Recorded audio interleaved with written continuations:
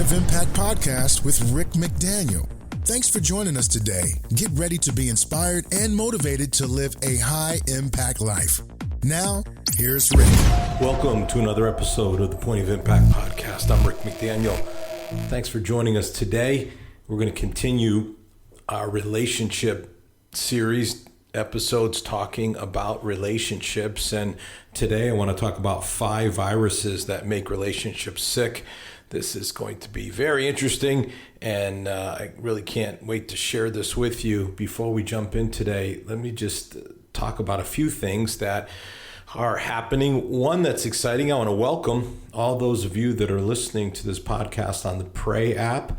So we now have the Pray app as another source for the podcast besides Apple and Spotify and iHeart and Amazon Music and all those many other sources to listen and to hear the Point of Impact podcast. And now we get to add the Pray audience, which is great. And those of you on the Pray audience probably know, and those of you that don't, that I have a show every week, Monday through Friday, called Daily Devotions with Pastor Rick McDaniel at 2:30 Eastern Time, 11:30 Pacific Time. So you can listen to that. But you can also, you say, well, that's in the middle of my workday, Rick, I can't get to it. That's fine. There are over 100 of the devotions on demand that you could just listen to anytime. So they're right there on the Pray app and the channels section, or the channels tab, you'll find them. So I just encourage you, if you can listen live, great. If you can't, just start your day by going to Daily Devotions and choose one of the on-demand devotions, and you can listen to it 2.5 or 3 minutes and start your day. Great. And for those of you on Pray app already, hopefully you've already been doing that and found the podcast that way. But maybe it's the reverse. Maybe you found the podcast and now you need to find the daily devotions. Whichever way, I'm glad to have that available to you and be able to offer that. Speaking of offering things, my new devotional book, This is Living, Daily Inspiration to Live Your Faith. For listeners of the podcast, there is a special deal, 25% off the book. So this is a hardcover book, and it's full color pages and pages of color inside. I mean, it's a beautiful, beautiful book. And you can get it for 25% off. It's already only $17.99, which most of my hardcover books in the past have been like $22.99. So it's already less, and then you 25%, and it's $13 and change. That is quite a deal. That's lunch somewhere. Maybe not even. Maybe that you could be lucky to get lunch that inexpensive. So you can get it on Amazon. Here's the code. 25 Inspire. So when you go to checkout, there's a place for promo codes, and you just type in the number 25 in all capital letters, Inspire, INSPIRE, 25 Inspire, and you can get This is Living, and you've got 100 devotions, and you're on your way to starting your day and really get yourself in the right mindset. How we start our day in so many ways determines how our day will end up going. And you've got an opportunity to start your day in the right way by taking advantage of getting the book at such a discount. So I encourage you to do that as well, to pick up a copy. And for those of you that may be through Pray or maybe new, rickmcdaniel.com is your one-stop place. I lead a ministry called High Impact Living, and you can find out all about the books I've written, the places that I'm speaking, the YouTube channel with my messages, writing articles that I've written. I've written over 40 articles just for Fox News alone. So you can, and some of those have been read by over 1 million people. So you can take advantage of those. Lots of stuff to learn of various resources that are available for you out there, and a YouVersion. The Pray app, if the Bible app, I'm on the Pray app and the Bible app. The YouVersion have a plan called This is Living 5 Days of Inspiration. A new plan, by the way, is in production right now, and that will be called Setback to Comeback. That'll be coming out 5 days of inspiration to start your comeback. So lots of good resources out there, and one's on the way. Other stuff that I'm recording and working on will be coming out soon for Easter. Again, on the Pray app, I'll be having a special message called The Greatest Comeback of All Time. That'll be on Easter Sunday, which is not far, just a couple weeks away. So less than a couple weeks, just a week, a little over a week away. So we'll talk about that maybe a little more next Friday, but you can put that on your calendar. So those are just some of the things that are happening and resources, and I hope that can be helpful. If you like this podcast, we always love 5-star ratings and reviews. Always appreciate kind words and words that help people to know what this podcast is all about. So if you can take a moment to do that. Same thing with the book, by the way. If you've been reading the book, we'd love to get reviews on Amazon or Goodreads, and 5-star reviews as well are always great. Okay, let's jump in here. 5 viruses that make your relationship sick. The University of North Carolina did a study that determined that social ties are just as important as diet and exercise. It's kind of incredible to think that the quality of relationships can affect specific health measurements, but that's exactly what they determined, that just like hitting the gym and eating properly are vital for your physical health, it turns out that for the depth and breadth of your relationships, it impacts your health as well. Older adults that are higher risk for developing hypertension from social isolation than from diabetes. It's worth hearing again. Older adults that are higher risk for developing hypertension from social isolation than from diabetes. I mean, that just almost seems impossible, but that's what they determined. Relational strain even increases the risk of overall obesity. So when you don't have healthy relationships, you don't have enough relationships, it actually has an impact. And again, this is National Academy of Sciences study, University of North Carolina, Chapel Hill. So this is what it tells us. I mean, this is just almost hard to believe that. Let me just tell you, the researchers used surveys that identified factors such as the number of friends, marital status, religious affiliation, and involvement in the community. They also looked at the quality of relationships by asking questions on whether friends and relatives were critical, loving, supportive, argumentative, or annoying. So what we know is, of course, the relationships impact our emotional health. That we know, but we didn't know physical health. Now we know that there's a physical dynamic as well.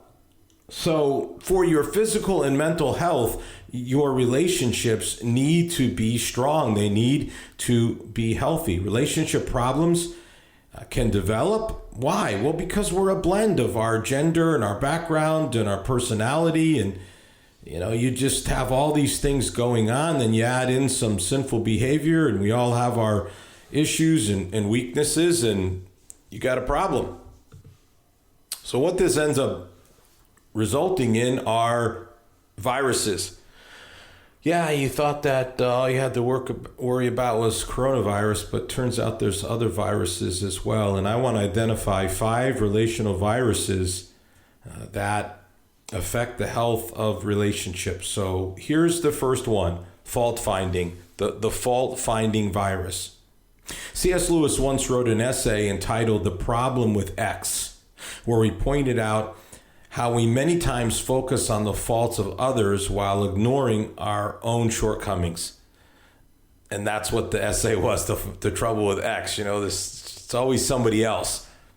And the reality is it's very easy to do, right?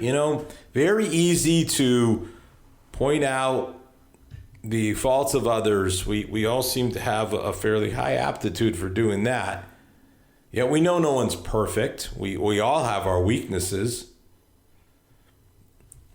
We all do, The real issue with fault finding in a relationship is the underlying goal of trying to change a person.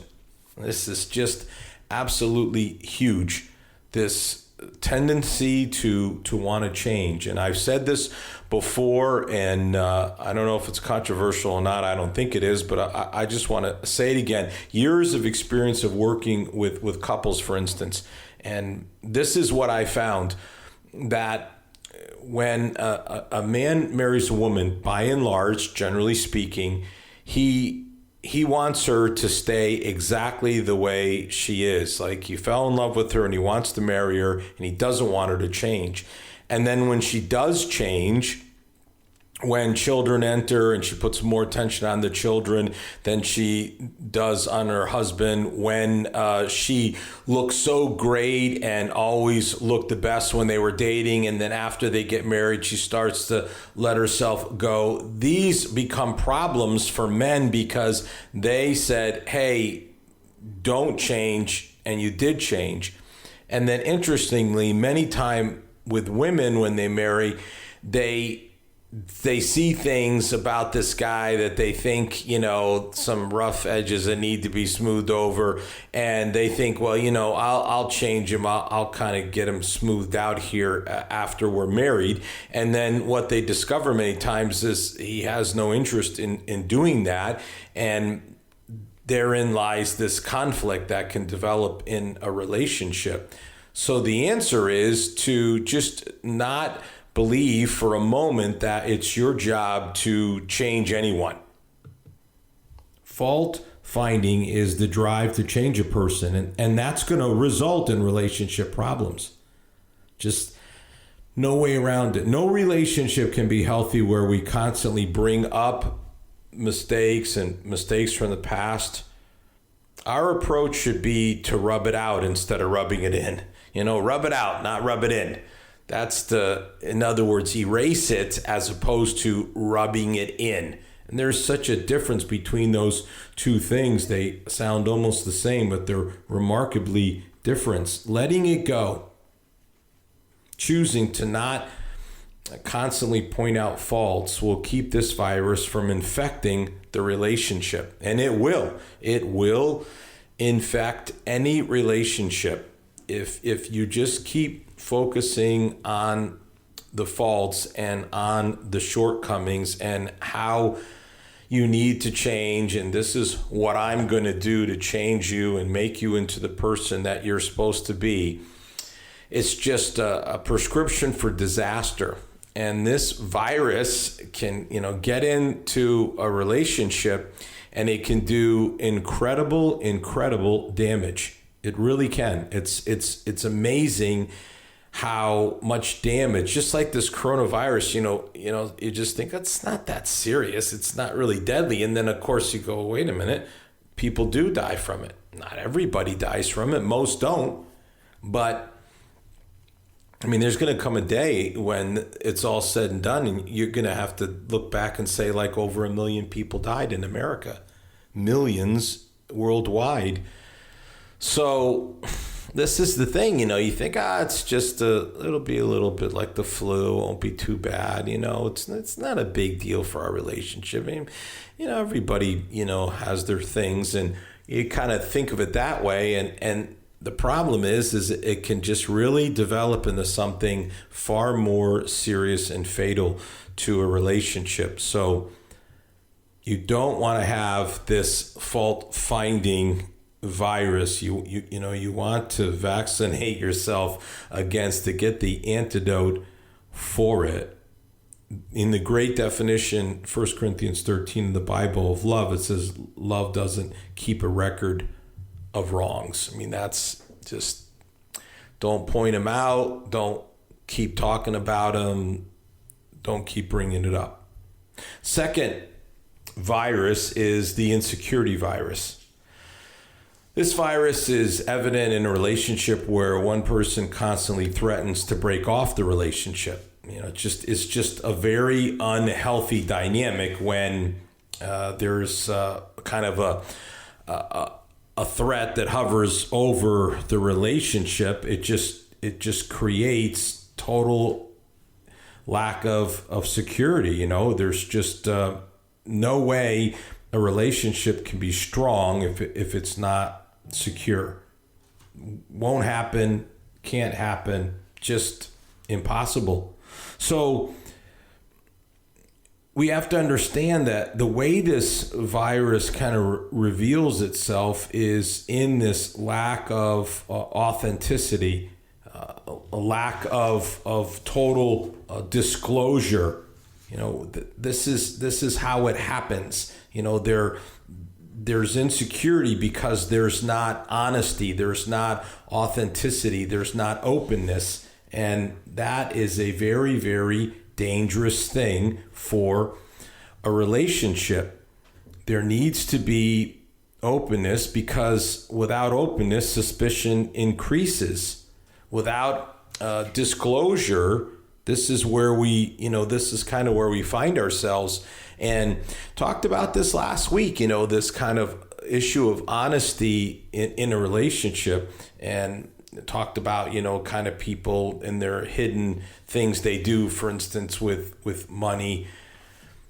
Anytime that you're doing things that are hidden, there's the potential for the relationship to lack the security it needs to have the health and strength that's absolutely necessary. And instead, then it is replaced by jealousy becoming the dominant characteristic of the relationship. And that is, again, not where you want to be. Security comes from being honest with each other about the important issues in a relationship. Jealousy comes when there's a lack of honesty and there's suspicion surrounding the relationship. Commitment is crucial. Making and keeping commitments to each other. That's how you build security. Because you make commitments, then you keep the commitments, and then you honor the commitments. Consistent honesty and commitment root out insecurity. That's how it works. That's how you get rid of the insecurity in the relationship, is to have the openness and the honesty. When you don't have the openness and the honesty, when you don't have commitment making and commitment keeping, the result is greater and greater degrees of insecurity. The antidote, again, just to use the love definition, love is never jealous. Love is loyal and trusting. Yes, love is never jealous. Doesn't have to be jealous because it's secure, because there is loyalty and trust, because there is openness and authenticity. So you show me a relationship where there's insecurity, and I'll show you a relationship where there's a lack of openness, authenticity, transparency, lack of commitment, and then it becomes a self-fulfilling prophecy where the concerns about the relationship are well-founded, because in fact this stuff is going on that shouldn't be going on. So work on securing your relationship and keeping that insecurity virus from coming in. And the way you do that is by making sure that you don't allow the insecurity in through lack of transparency and honesty. That jealousy stuff is just brutal to a relationship, and there's no need for it to be there. All right, third virus, the selfishness virus. Oh man, this is a big one. Maybe should have made this the first thing I talked about. I mean, here it is right here. The challenge of every human being is innate selfishness. It's just the truth. This virus is one that keeps a relationship from ever being well. This is the thing you must address. Selfishness makes true partnership impossible to foster. Because when we look out for ourselves first before the other person, it just will not lend itself then to a healthy relationship. It is the antithesis of a healthy relationship. Just can't work. When one person consistently does what they want, it's difficult for the relationship to survive. Because a relationship, by its very definition, involves two people giving to one another, not keeping, not taking, not focusing only on self. Focus on self keeps mutual respect from developing, and it just leads to a lack of health. It leads to sickness.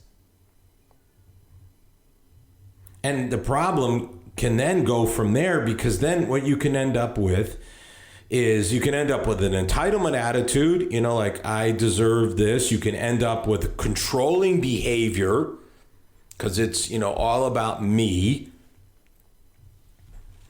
There's just nothing. You can end up even with a victim mentality.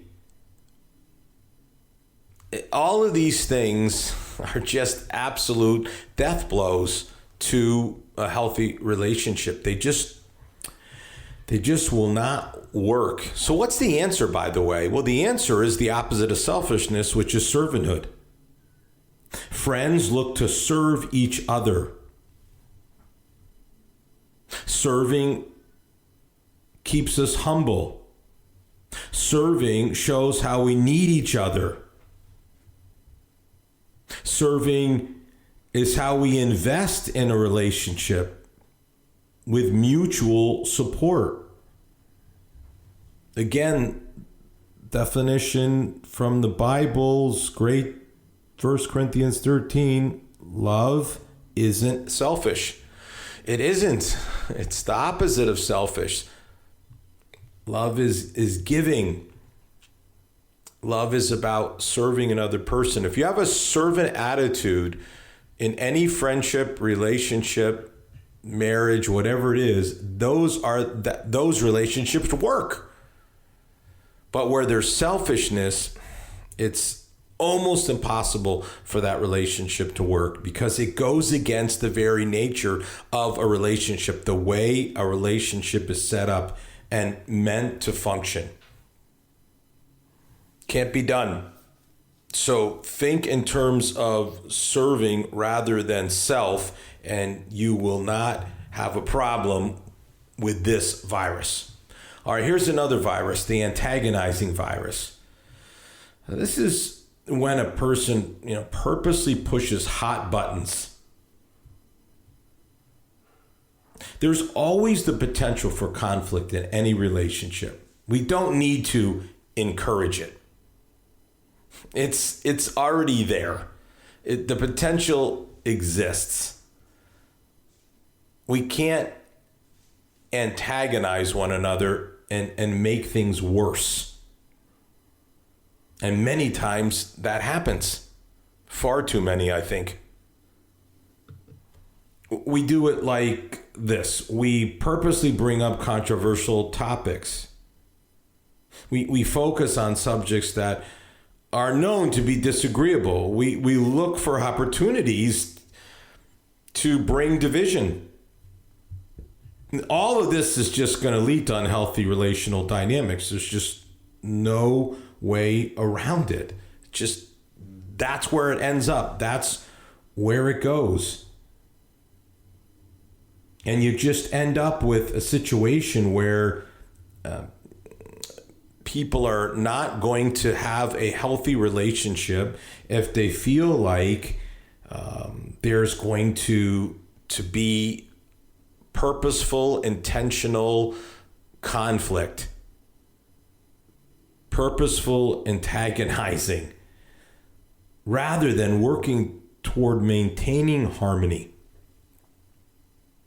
People can disagree without being disagreeable, something maybe we need to learn in this country as a whole. People don't always have to agree on everything. It's impossible. I can't tell you the times in my own marriage relationship where my wife and I have talked for a while, and then I've just said, listen, we do not agree on this. I don't know that we ever will, but we're going to have to agree to disagree and move past it.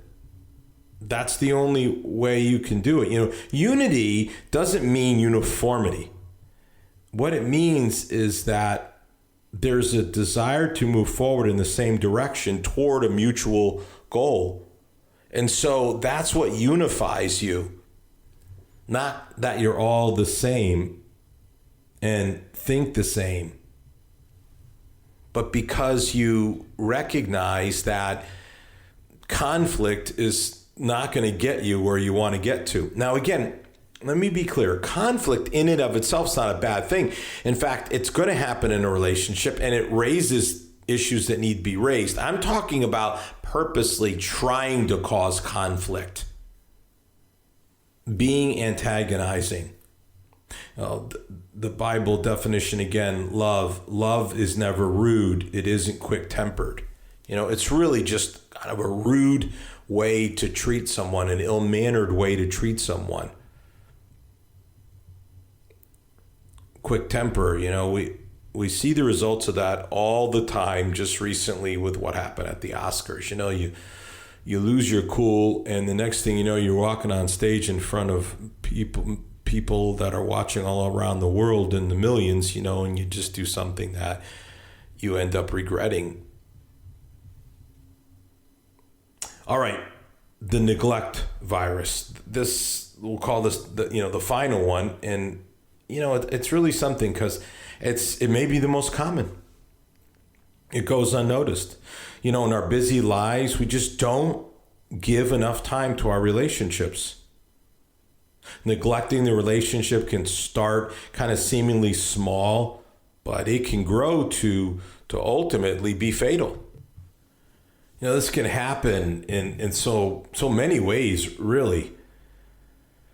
We just get wrapped up in other things, and we just take for granted. This is just such a dangerous thing. No one likes to be taken for granted. But it's easy to do, especially the longer you're in a relationship, the more you're really prone to just take the other person for granted. Part of neglect is ignoring the feelings of those that you love.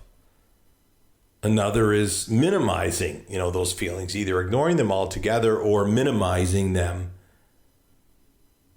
A lack of investment means other activities are simply more important than the relationship. Intentionality is just key in keeping the relationship strong and healthy. Scheduling, times together. Prioritizing the relationship. Making the sacrifices that you have to make in any healthy relationship. Where you say, I was going to do this, but let's do this together.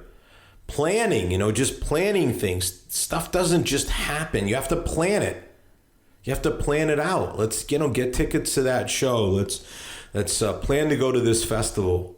Let's plan this vacation or this long weekend. These things take effort.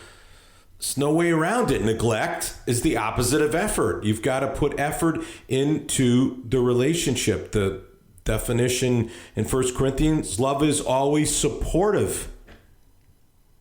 We're there for each other. So neglect, it's so insidious, it's just there and we don't even realize it. And of course, this is how that relationships, fall apart. And then one person is like, what happened? I didn't even know anything was wrong. Yes. A virus can make a person sick and even kill them. We've seen it in the pandemic.